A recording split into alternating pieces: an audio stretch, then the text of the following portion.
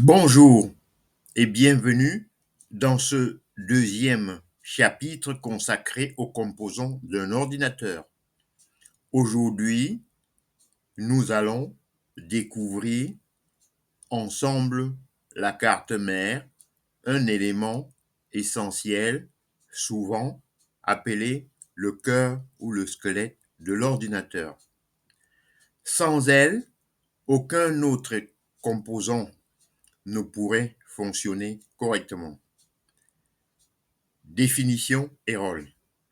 En effet, la carte mère est une grande plaque électronique qui relie tous les composants entre eux.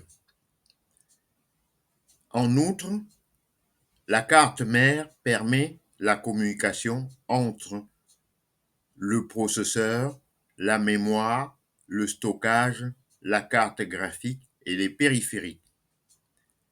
Exemple concret. Imaginez une ville. Deux points. La carte mère, c'est le réseau routier qui relie toutes les maisons et bâtiments. On va voir maintenant les principaux éléments de la carte mère. En premier, le socket du processeur, CPU, l'emplacement où l'on installe le processeur.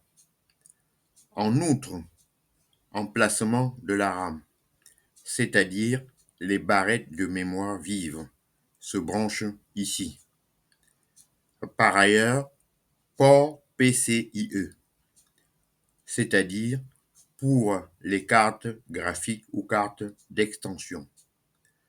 D'autre part, les connecteurs de stockage SATA ou M2 pour brancher HDD et SDD. Ensuite, chips, chipette, le contrôleur qui gère la communication entre les composants.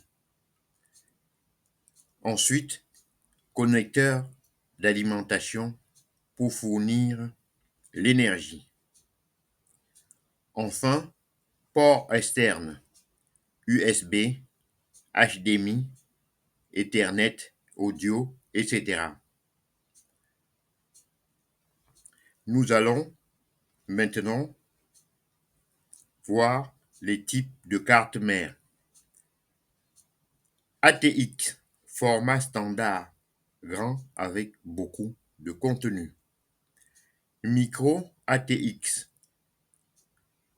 plus petit, moins de ports, mais suffisant pour la bureautique. Mini ITX, très compact, utilisé pour les PC de petite taille. Exemple, un gamer choisira souvent une carte ATX pour avoir plus de possibilités d'évolution. Nous allons voir ensuite maintenant que elle détermine la compatibilité des composants CPU, RAM, GPU. Influence les performances globales. Conditionne l'évolutivité. L'évolutivité. Ajout de nouvelles cartes ou mémoires. Exemple, si votre carte mère ne supporte pas la dernière génération de processeur, vous devrez la changer. Conseil pratique. Toujours vérifier la compatibilité avant d'acheter une carte mère. Choisir selon vos besoins, c'est-à-dire bureautique, gaming, montage vidéo, serveur. En outre, pensez à l'avenir.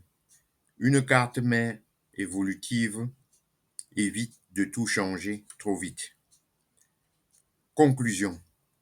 Voilà, nous avons vu ensemble ce qu'est une carte mère, ses rôles, ses composants principaux et ses différents formats.